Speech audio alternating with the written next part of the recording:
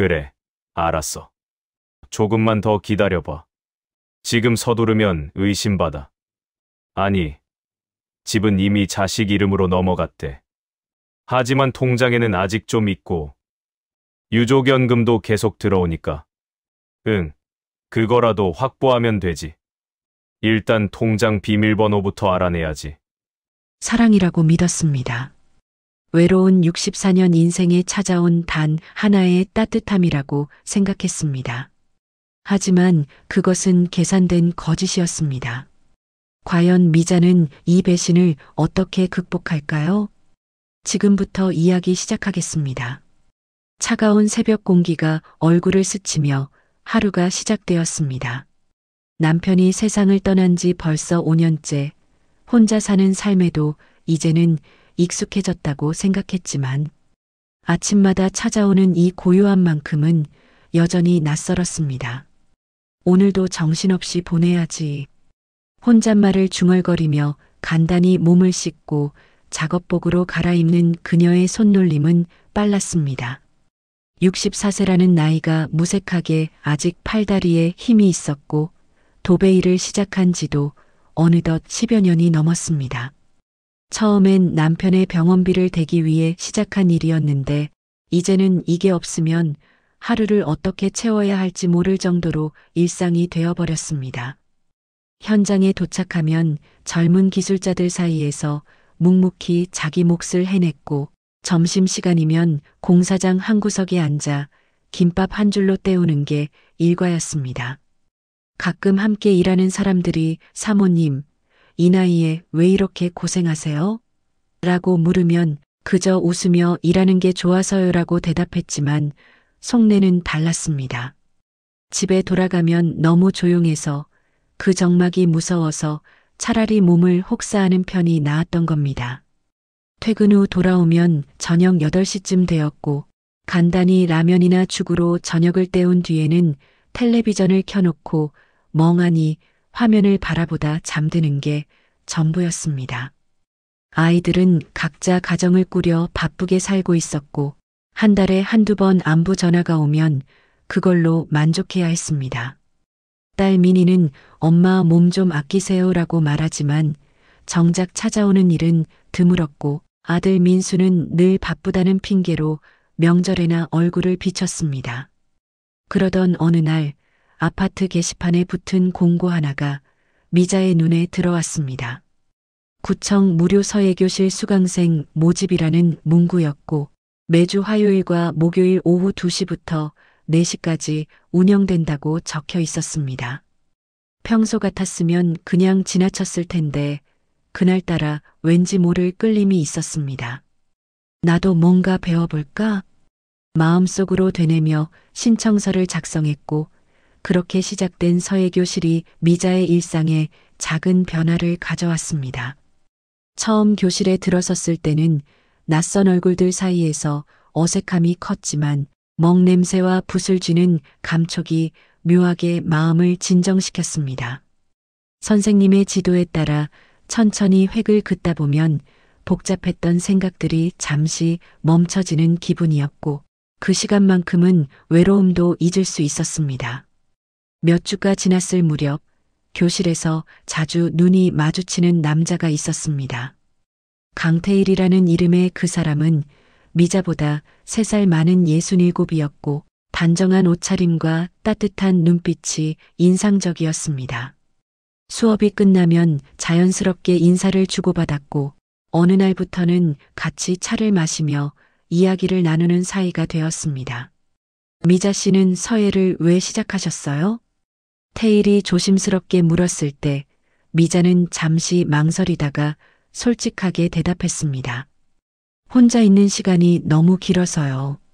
집에만 있으면 자꾸 이상한 생각만 들어서 뭐라도 해야 할 것 같았어요.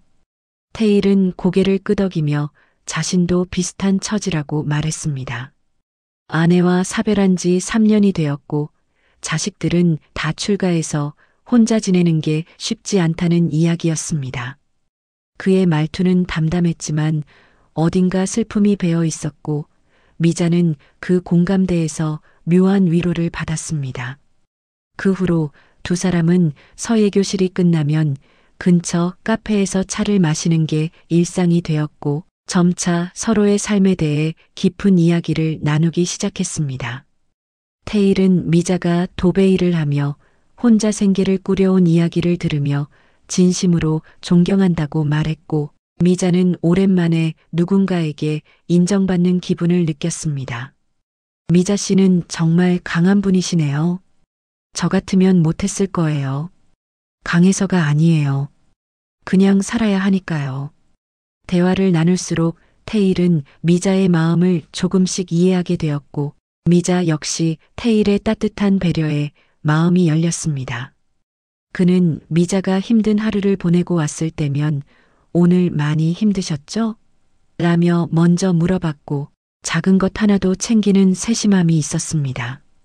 차가운 날이면 따뜻한 차를 미리 주문해 두었고 미자가 좋아하는 단팥빵을 기억했다가 슬쩍 건네기도 했습니다.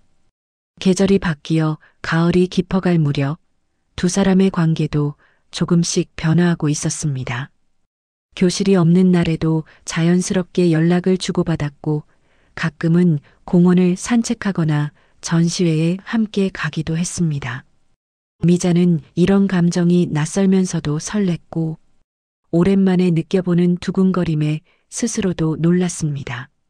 내가 이 나이에 무슨 혼자 중얼거리며 고개를 저었지만 거울 앞에 서면 자꾸만 얼굴을 살피게 되었고 옷차림도 신경 쓰게 되었습니다. 딸 미니가 전화로 엄마 요즘 목소리가 밝아지신 것 같은데 무슨 좋은 일 있어요? 라고 물었을 때는 얼버무렸지만 속으로는 들킨 것 같아 얼굴이 화끈거렸습니다.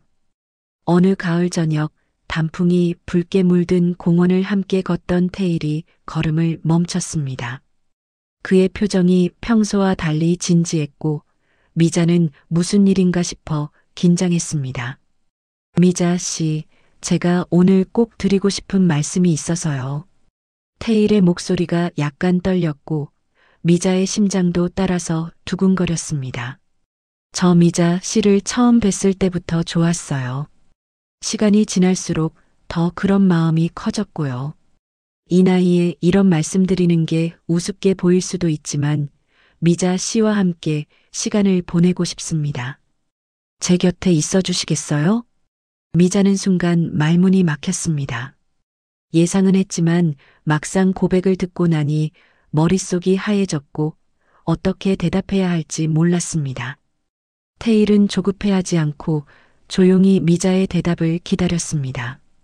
저도 테일 씨와 함께 있으면 편해요. 오랜만에 이렇게 웃어보는 것 같고요. 미자의 대답에 테일의 얼굴에 환한 미소가 번졌고 두 사람은 마주보며 조심스럽게 손을 맞잡았습니다. 낙엽이 바람에 흩날리는 그 순간 미자는 자신의 삶에 다시 봄이 찾아온 것 같은 기분을 느꼈습니다. 오랜 시간 닫혀있던 마음의 문이 천천히 열리고 있었고 그 안으로 따뜻한 빛이 들어오는 듯 했습니다. 그날 이후 두 사람은 공식적으로 교제를 시작했고 미자의 일상은 확연히 달라졌습니다. 퇴근 후의 적막한 저녁도 주말의 긴 시간도 이제는 외롭지 않았습니다. 테일과 통화하며 하루를 정리하고 주말이면 함께 시간을 보내는 게 새로운 일상이 되었습니다. 미자는 거울을 보며 생각했습니다. 나도 아직 늦지 않았구나. 나도 행복해질 자격이 있는 거야. 그 깨달음이 그녀에게 새로운 용기를 주었고 앞으로 펼쳐질 미래가 기대되기 시작했습니다. 테일과의 교제가 석 달째 접어들면서 미자는 이제 이 관계를 자녀들에게 알려야 한다는 생각이 들었습니다. 혼자 간직하기에는 너무 소중한 감정이었고 무엇보다 아이들에게 떳떳하게 인정받고 싶었습니다. 주말 저녁 딸 미니가 반찬을 들고 들렀을 때 조심스럽게 말을 꺼냈습니다. 미니야, 엄마가 할 말이 있어. 왜요, 엄마? 무슨 일 있어요? 미니는 냉장고에 반찬을 넣다 말고 돌아섰고 미자는 심호흡을 한번 하고 나서 입을 열었습니다. 엄마가 요즘 누군가를 만나고 있어. 구청 서예교실에서 알게 된 분인데 좋은 분이야. 순간 미니의 표정이 굳었고 손에 들고 있던 반찬통을 식탁에 내려놓는 소리가 유난히 크게 들렸습니다. 엄마, 지금 무슨 말씀하시는 거예요? 그러니까 교제하는 남자분이 있다는 거야. 강태일이라고 나보다 3살 위시고 아주 좋은 분이셔. 민희는 의자를 빼고 앉으며 미자를 똑바로 쳐다봤고 그 눈빛에는 믿기지 않는다는 표정이 가득했습니다. 엄마, 진심이세요? 그 나이에 왜 그런 위험한 선택을 하려고 하세요? 위험하다니, 그게 무슨 말이야? 엄마도 외로워. 혼자 사는 게 얼마나 힘든지 너희는 몰라. 민희는 한숨을 크게 쉬며 손으로 이마를 짚었고 한참을 그렇게 있다가 차분하게 말했습니다. 엄마, 요즘 노인들 타겟으로 하는 사기꾼들 엄청 많아요. 뉴스 안 보세요? 혼자 사는 여성 노인들한테 접근해서 재산 노리는 사람들 천지예요. 태일 씨는 그런 사람 아니야. 내가 봤는데 진심으로 날 대해줘. 엄마가 뭘 안다고요? 그 사람 직업이 뭐예요? 재산은 얼마나 있어요? 자식들은 뭐 하는 사람들이에요? 미자는 미니의 연속된 질문에 말문이 막혔습니다.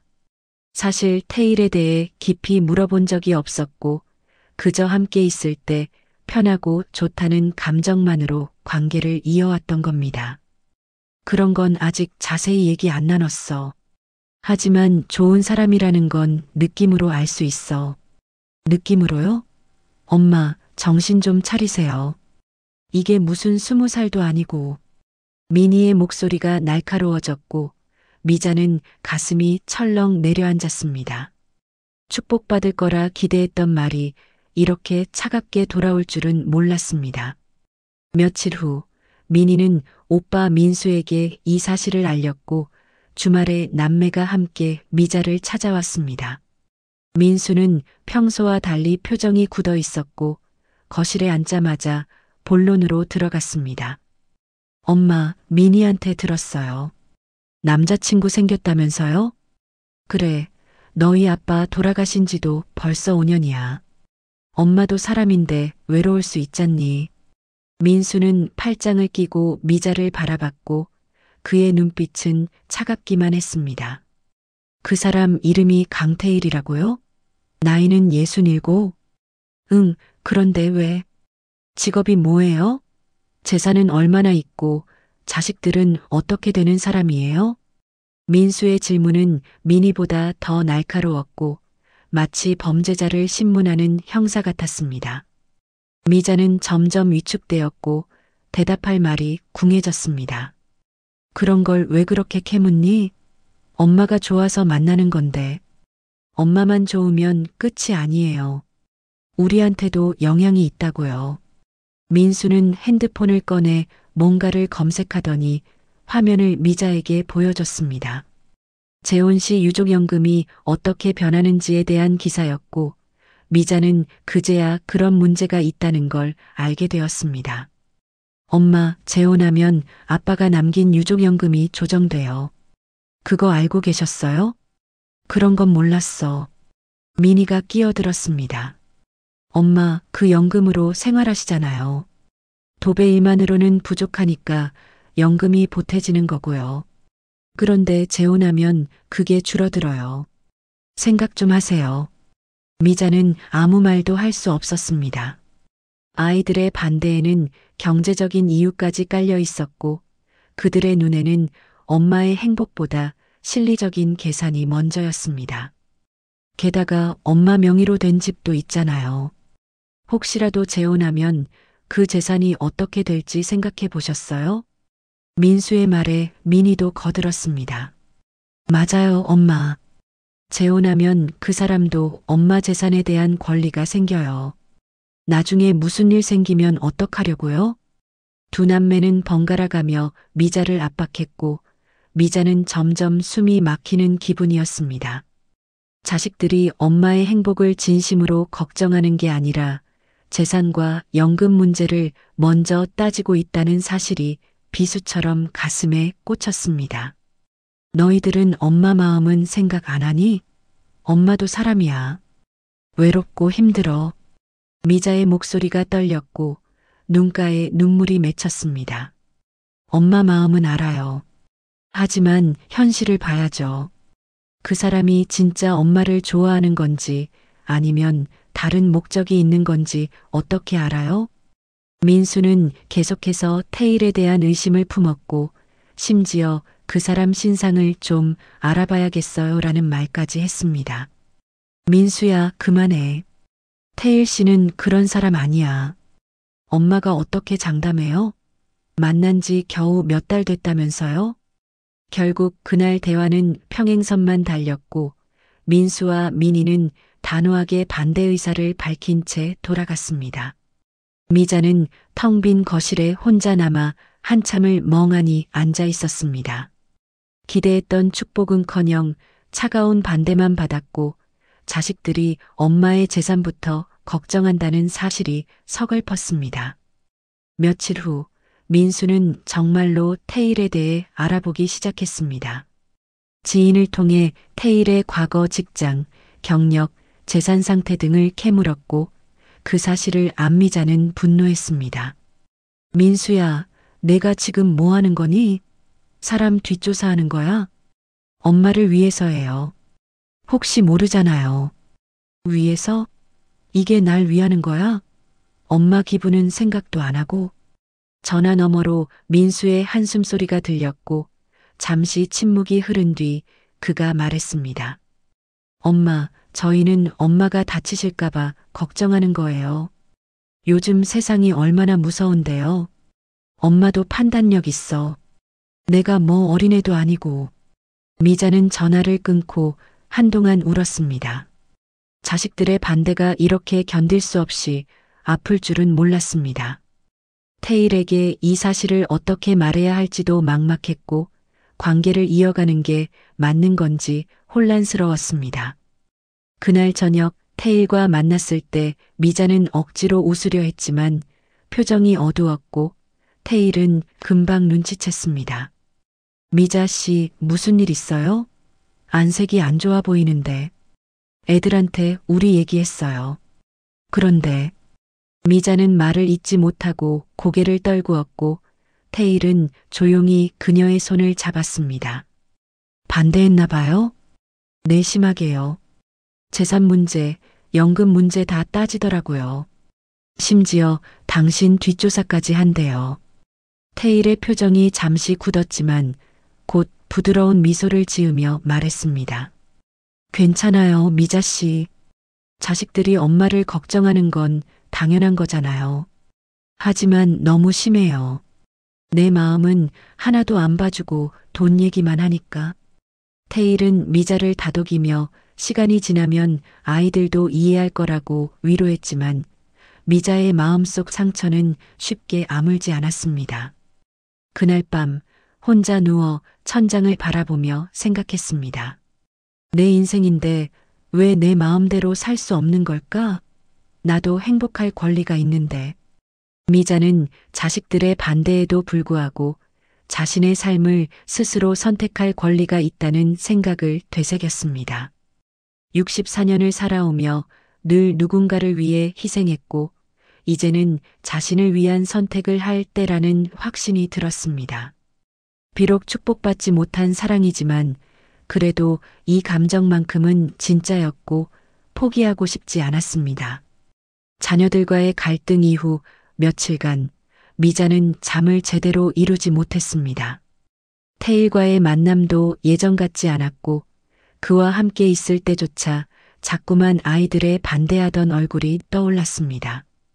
미자 씨, 요즘 많이 힘들어 보여요.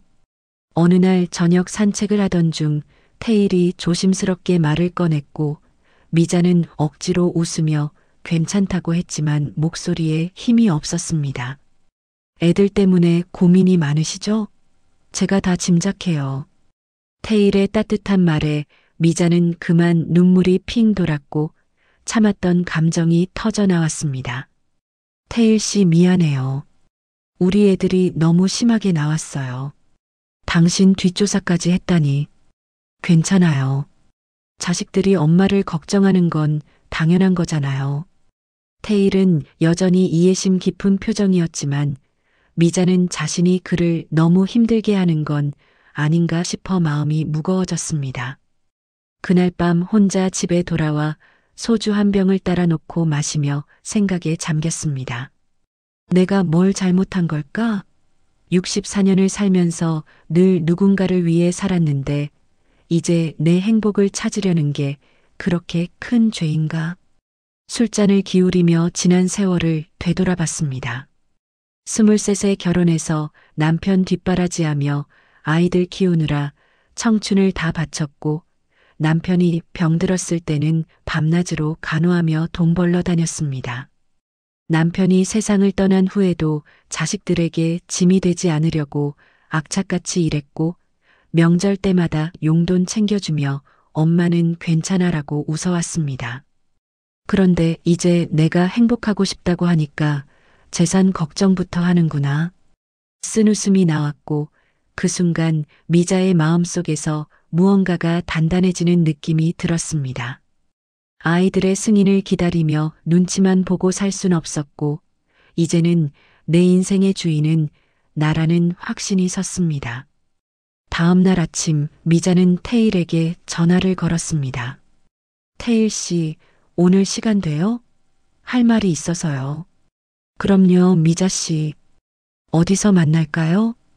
두 사람은 평소 자주 가던 카페에서 만났고 미자는 태일의 눈을 똑바로 보며 입을 열었습니다. 태일 씨, 저 결심했어요. 우리 결혼해요. 태일의 눈이 휘둥그레졌고 잠시 말을 잇지 못하다가 조심스럽게 물었습니다. 미자 씨, 정말요? 하지만 자녀분들이. 애들은 제가 설득할게요. 아니, 설득 못하면 그냥 하는 거예요. 이건 제 인생이니까요. 미자의 목소리에는 단호함이 배어 있었고 태일은 그녀의 손을 꽉 잡았습니다. 미자 씨 고마워요. 제가 잘할게요. 평생 후회 없게 해드릴게요. 태일의 눈가에도 눈물이 맺혔고 두 사람은 카페 한 구석에서 한참을 손을 맞잡고 앉아 있었습니다. 주변 사람들의 시선이 느껴졌지만 그런 건 중요하지 않았습니다. 지금 이 순간 서로를 선택했다는 사실만이 중요했습니다. 집으로 돌아온 미자는 미니에게 전화를 걸었습니다.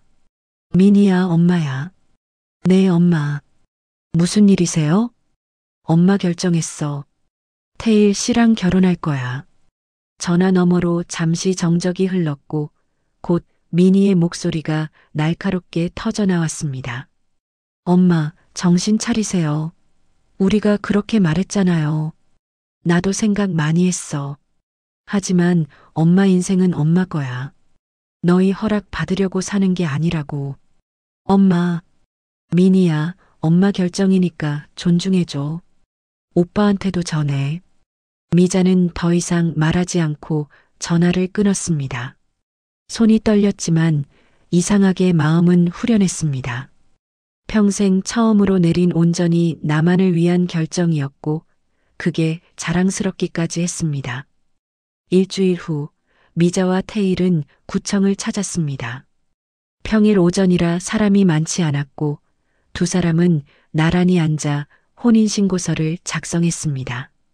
미자가 펜을 들고 서명란에 이름을 쓸 때 손끝이 미세하게 떨렸습니다. 64년 인생에서 가장 큰 결정을 내리는 순간이었고 돌이킬 수 없는 선택이라는 걸 알았지만 주저하지 않았습니다. 자, 다 됐어요. 태일도 서명을 마쳤고 두 사람은 서류를 창구에 제출했습니다. 담당 공무원이 서류를 검토하더니 미소를 지으며 말했습니다. 축하드립니다. 행복하세요. 짧지만 진심 어린 축하 인사였고 미자는 그 말에 눈시울이 뜨거워졌습니다. 자식들에게는 받지 못한 축하를 낯선 공무원에게서 받다니 아이러니했지만 고마웠습니다. 구청을 나서며 태일이 말했습니다. 미자 씨, 아니, 이제 우리 부부네요. 점심 특별한 거 먹으러 갈까요?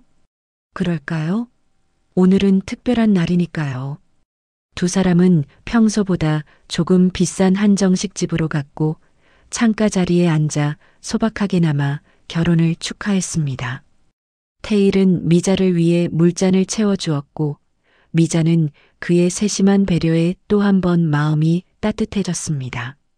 미자 씨, 제가 잘할게요. 편하게만 해드릴게요. 저도 잘할게요, 테일 씨. 두 사람은 물잔을 부딪혔고 창밖으로 보이는 하늘은 맑고 푸르렀습니다. 미자는 이 순간이 영원히 계속되길 바랐고 앞으로 펼쳐질 새로운 삶에 대한 기대로 가슴이 설렜습니다. 식사를 마치고 공원을 산책하는데 테일이 문득 말했습니다. 미자 씨, 우리 이제 같이 살아야 하는데 어디서 살까요?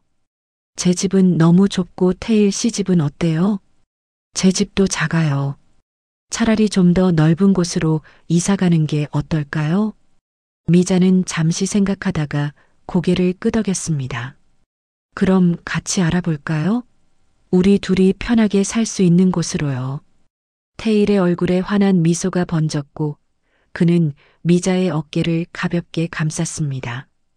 그날 저녁 미자는 혼자 집에 앉아 결혼 서류 사본을 들여다봤습니다. 배우자 강태일이라고 적힌 글자를 보니 아직도 실감이 나지 않았고 동시에 뿌듯함이 밀려왔습니다. 나도 이제 혼자가 아니구나, 함께할 사람이 생겼구나 하는 안도감이 들었습니다. 하지만 마음 한구석에는 자녀들의 반대가 여전히 무거운 짐으로 남아 있었고 특히 미니의 차가운 목소리가 귓가에 맴돌았습니다. 아이들과의 관계가 이렇게 틀어진 채로 괜찮을까 하는 불안감도 있었지만 이제 와서 후회할 수는 없었습니다. 시간이 지나면 애들도 이해해주겠지. 태일 씨가 좋은 사람이라는 걸 알게 되면 스스로를 위로하며 미자는 서류를 서랍에 넣었습니다. 그날 밤 잠들기 전 태일에게서 문자가 왔습니다. 오늘 정말 행복했어요. 좋은 꿈 꾸세요, 미자 씨. 짧지만 따뜻한 메시지였고 미자는 미소를 지으며 답장을 보냈습니다. 하지만 미자가 알지 못하는 곳에서 테일은 자신의 휴대폰을 보며 다른 표정을 짓고 있었습니다. 그의 눈빛에는 미자가 한 번도 본 적 없는 차갑고 계산적인 무언가가 담겨 있었고 입가에는 묘한 미소가 걸려 있었습니다. 그는 미자와의 대화창을 닫고 다른 연락처로 메시지를 보냈습니다. 그 내용이 무엇인지 누구에게 보내는 것인지 미자는 알 길이 없었습니다. 밤은 깊어갔고 두 사람은 각자의 공간에서 같은 하늘 아래 누워 있었지만 품고 있는 생각은 전혀 달랐습니다. 미자는 새로운 시작에 대한 설렘과 희망으로, 테일은 알 수 없는 계획과 계산으로 잠들었습니다. 축복받지 못한 결혼의 첫날 밤, 보이지 않는 균열은 이미 시작되고 있었습니다. 결혼 후 일주일 만에 두 사람은 새로운 보금자리를 마련했습니다. 짐을 풀며 새로운 생활을 시작하는 동안 테일은 여전히 다정했고 무거운 짐은 모두 자기가 들겠다며 나서는 모습이 든든했습니다. 미자 씨, 부엌 정리는 제가 도와드릴게요. 괜찮아요, 제가 할게요. 테일 씨는 쉬어요. 아니에요, 같이 하는 게 빠르죠. 테일은 부엌 살림을 정리하면서 자연스럽게 미자의 물건들을 살폈고 그녀가 가져온 통장과 서류가 담긴 상자를 보며 물었습니다. 이건 중요한 서류인가 봐요? 네, 통장이랑 보험 서류 같은 거요. 아, 그럼 금고에 잘 보관해야겠네요. 저도 제 서류랑 같이 넣어둘게요. 테일은 자연스럽게 금고를 마련하자고 제안했고 미자는 별 생각 없이 좋다고 했습니다. 부부끼리 서류를 함께 보관하는 게 이상할 건 없었고 오히려 안전하다는 생각이 들었습니다. 이사를 마치고 며칠이 지나자 태일은 점점 미자의 일상에 깊숙이 관여하기 시작했습니다. 처음에는 관심과 배려처럼 보였지만 시간이 갈수록 그 경계가 모호해졌습니다. 미자 씨, 오늘 도배일 나가세요? 네, 오늘은 신축 아파트 현장이에요. 힘드시겠네요. 그런데 요즘 일당이 얼마나 돼요? 태일의 질문에 미자는 잠시 멈칫했지만 부부 사이니까 숨길 것도 없다는 생각에 솔직하게 대답했습니다. 하루에 10만 원 정도요. 일이 많을 때는 15만 원도 받고요. 그럼 한 달에 200만 원 정도 버시는 거네요? 일이 있을 때만이요. 없을 때도 많아서 평균적으로는 150 정도? 태일은 고개를 끄덕이며 뭔가 계산하는 듯한 표정을 지었고 미자는 그 표정이 조금 낯설게 느껴졌지만 대수롭지 않게 넘겼습니다. 며칠 후 태일은 더 구체적인 질문을 던지기 시작했습니다. 저녁 식사를 마치고 거실에 앉아 텔레비전을 보는데 태일이 자연스럽게 화제를 꺼냈습니다. 미자 씨, 우리 이제 부부니까 서로 재정 상황을 알아야 하지 않을까요? 재정 상황이요? 네, 부부끼리 투명하게 알고 지내는 게 좋잖아요. 제 통장 잔액은 이 정도고요. 태일은 자신의 통장을 보여주며 먼저 공개했고 미자는 그의 솔직함에 자신도 숨길 게 없다는 생각이 들었습니다. 저는 통장에 1,000만 원 정도 있고 유족연금이 매달 들어와요. 유족연금이 얼마나 되세요? 한 달에 80만 원 정도요. 태일은 고개를 끄덕이며 다시 계산하는 표정을 지었고 그 모습이 미자에게는 조금씩 부담스럽게 느껴지기 시작했습니다. 하지만 그는 곧 부드러운 미소를 지으며 말했습니다. 그럼 우리 둘이 합치면 충분히 잘 살 수 있겠네요. 그러게요. 미자는 애써 웃었지만 왠지 모를 불편함이 가슴 한구석에 자리 잡았습니다. 태일의 질문이 관심인지 탐색인지 구분이 되지 않았고 그 경계가 점점 흐려지고 있었습니다. 일주일 후 태일은 더 깊은 질문을 던졌습니다. 주말 아침 식사를 하던 중이었고 태일은 커피를 홀짝이며 무심한 듯 물었습니다. 미자 씨, 전에 사셨던 집은 어떻게 하셨어요? 집이요? 아, 남편이랑 살던 아파트 말씀이세요? 네, 그 집은 아직 미자 씨 명의로 되어 있나요? 미자는 순간 긴장했습니다. 집 이야기가 나오자 민수와 미니의 경고가 머릿속을 스쳤고 조심스러워졌습니다. 그건 좀 복잡해요. 복잡하다니요? 부부끼리 얘기하는 건데 뭐가 복잡해요? 태일의 목소리에는 약간의 날이 서 있었고 미자는 그 변화를 감지했습니다. 평소의 부드러운 태일과는 다른 톤이었고 미자는 조심스럽게 대답했습니다. 지금은 애들한테 넘겨줬어요. 명의를 민수 이름으로 바꿨거든요. 태일의 표정이 순간 굳었고 그는 커피잔을 내려놓으며 물었습니다. 언제요? 결혼하기 전에요? 네, 작년에요. 세금 문제도 있고 해서. 아. 태일은 짧게 대답하고는 침묵했습니다. 그 침묵이 미자에게는 무겁게 느껴졌고 무언가 잘못 말한 것 같은 죄책감마저 들었습니다. 하지만 사실대로 말한 것뿐인데 왜 이런 기분이 드는지 스스로도 이해할 수 없었습니다. 며칠 후 태일은 보험금에 대해서도 물어보기 시작했습니다. 미자가 퇴근하고 돌아왔을 때 태일은 이미 저녁을 준비해두고 기다리고 있었습니다. 미자 씨, 오늘 고생 많으셨어요. 얼른 씻고 오세요. 식사를 하는 동안 태일은 평소처럼 다정했지만 식사가 끝나갈 무렵 다시 질문을 던졌습니다. 미자 씨, 남편분 돌아가셨을 때 보험금 받으셨죠? 미자는 숟가락을 놓으며 천천히 대답했습니다. 네, 받았어요. 얼마나 받으셨어요? 그건 왜 물어보세요?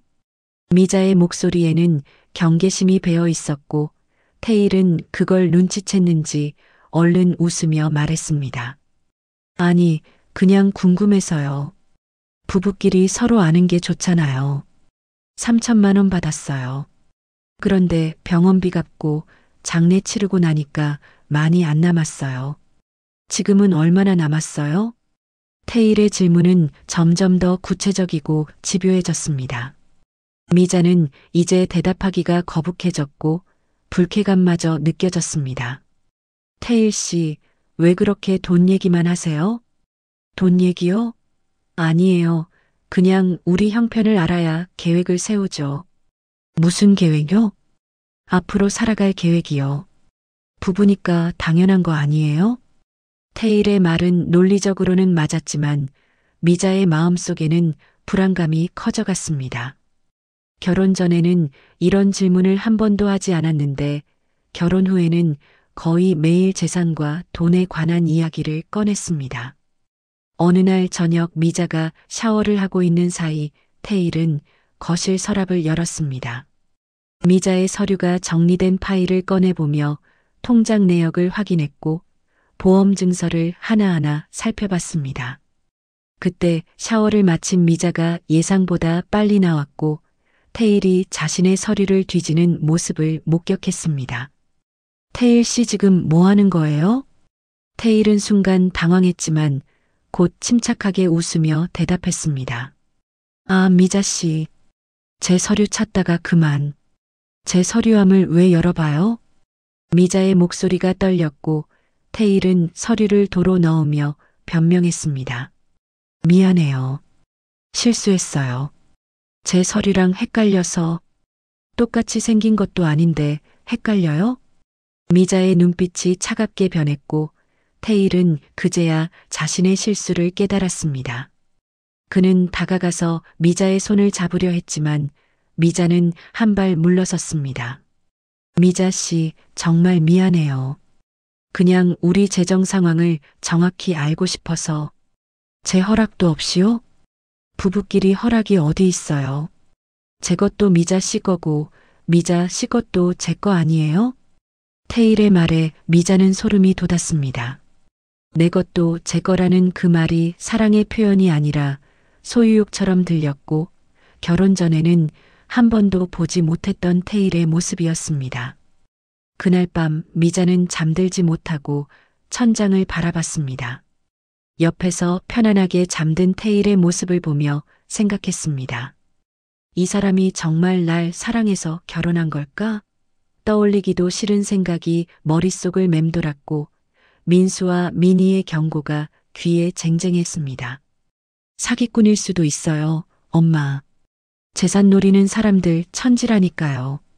미자는 이불을 끌어당기며 작게 한숨을 쉬었습니다. 사랑이라 믿었던 감정이 통제와 집착으로 변하는 건 아닌지, 내 선택이 정말 틀린 건 아닌지 혼란스러웠습니다. 결혼한 지 겨우 한 달 가지만 그 한 달이 1년처럼 길고 무겁게 느껴졌습니다. 어둠 속에서 미자는 조용히 눈물을 흘렸고 새로운 시작이라 믿었던 결혼이 또 다른 고통의 시작일지도 모른다는 두려움에 몸을 떨었습니다. 서류함 사건 이후 미자와 태일 사이에는 보이지 않는 벽이 생겼습니다. 태일은 평소처럼 다정하게 굴었지만 미자는 더 이상 그의 말과 행동을 있는 그대로 받아들일 수 없었습니다. 매일 밤 잠들기 전 옆에 누워있는 남편을 보며 이 사람을 정말 알고 있는 걸까? 라는 의문이 들었고 그 생각은 점점 커져만 갔습니다.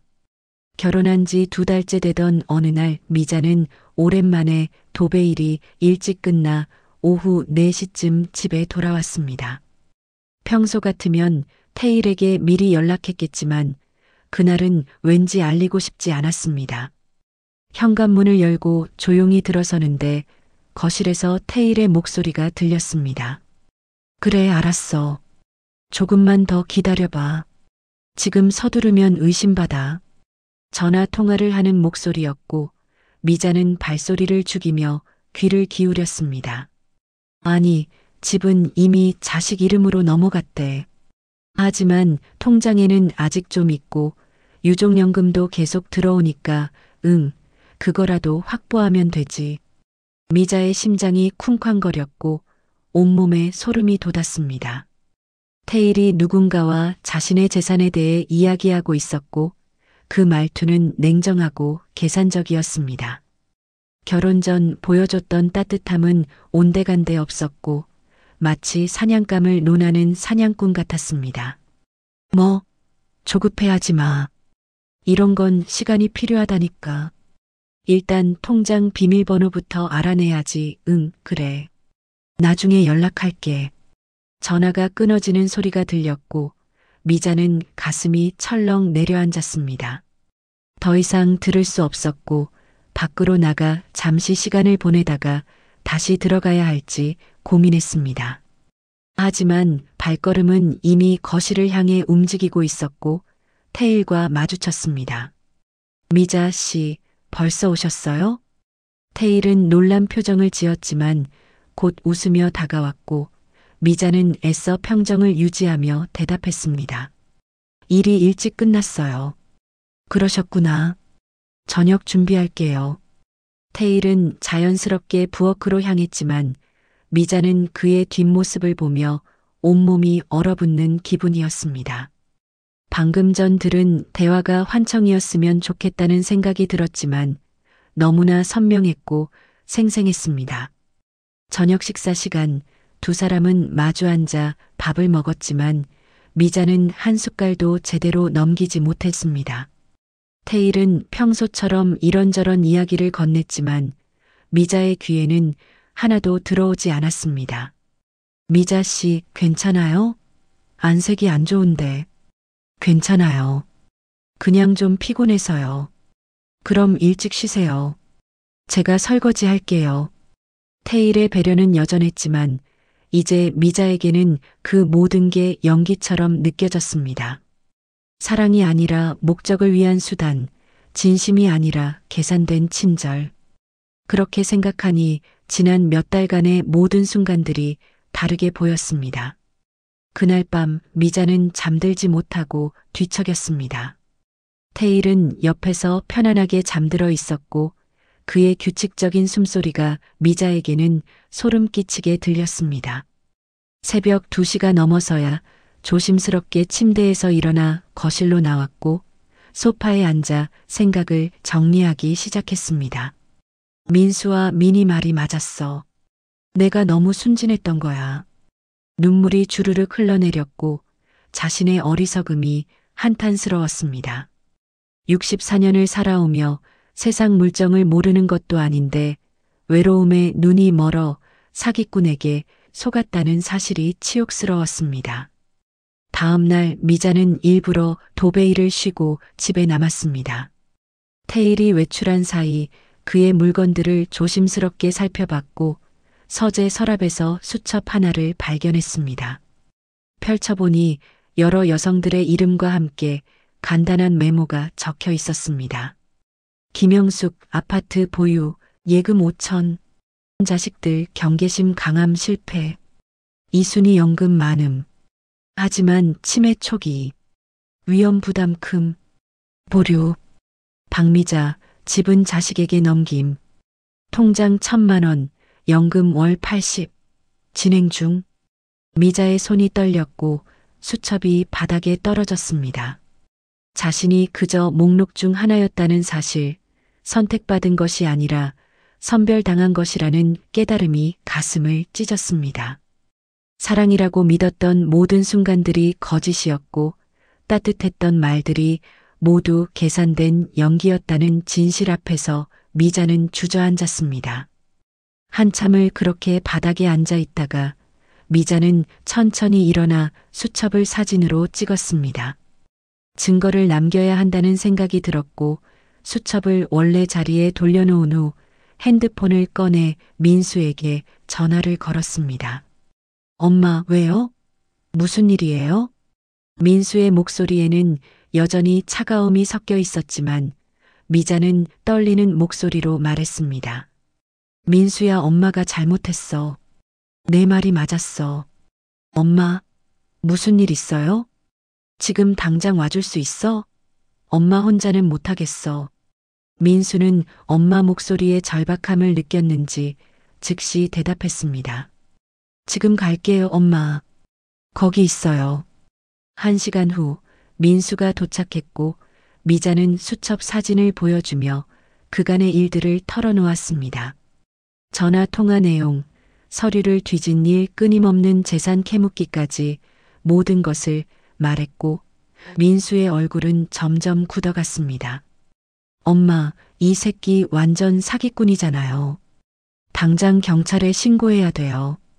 하지만 증거가 이것뿐인데 신고가 될까? 일단 상담받아 봐야죠.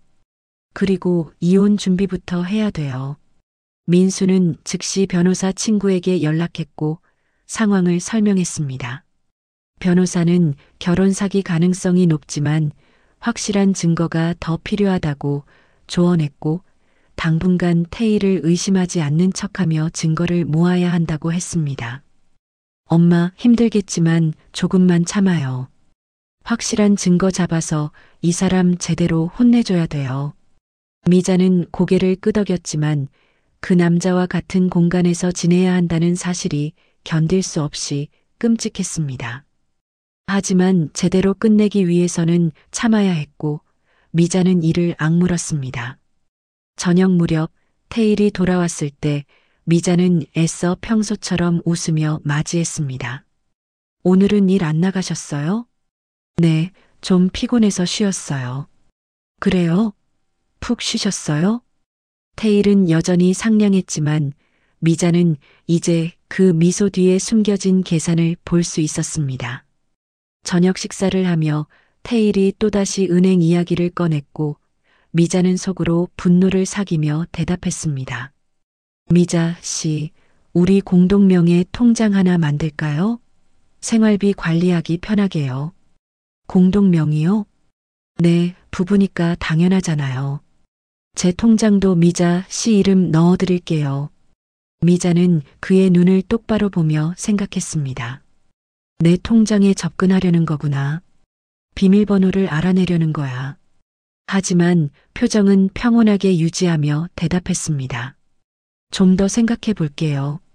급할 것 없잖아요. 태일의 눈빛이 순간 차갑게 변했다가 다시 부드러워졌고 미자는 그 변화를 놓치지 않았습니다. 가면이 벗겨지는 순간이었고 진짜 얼굴을 본 미자는 더 이상 속지 않을 자신이 생겼습니다. 그날 밤 미자는 화장실에 들어가 거울 속 자신을 보며 다짐했습니다. 나는 이겨낼 거야. 이 치욕을 딛고 일어설 거야. 그리고 다시는 이런 실수를 하지 않을 거야. 거울 속 미자의 눈빛은 더 이상 흔들리지 않았습니다. 사랑에 속았다는 슬픔과 분노, 자신에 대한 실망과 부끄러움이 모두 섞여 있었지만 그 밑바닥에는 단단한 결의가 자리 잡고 있었습니다. 노년의 사랑이 상처로 끝날지 아니면 이 시련을 딛고 더 강해질지는 이제 미자의 선택에 달려 있었습니다. 그녀는 옆방에서 자고 있을 태희를 생각하며 조용히 주먹을 쥐었습니다. 싸움은 이제 시작이었고 이번만큼은 절대 지지 않을 것이었습니다. 창밖으로 보이는 밤하늘에는 별이 총총했고 미자는 그 별들을 보며 기도했습니다. 이 어둠을 견뎌내고 다시 빛을 찾을 수 있기를. 64년을 살아온 인생이 이렇게 허망하게 무너지지 않기를. 그리고 언젠가는 진짜 행복을 찾을 수 있기를. 긴 밤이 지나가고 있었고 미자의 싸움은 이제 막 시작되었습니다. 오늘 이야기는 어떠셨나요? 괜찮으셨다면 구독과 좋아요 꼭 눌러주세요. 영상 보시고 느끼신 감정 생각과 의견 댓글로 함께 나눠주세요. 여러분의 한마디가 누군가에게 큰 위로가 될 수 있습니다. 모두 행복하세요. 그럼 다음 이야기에서 또 만나요.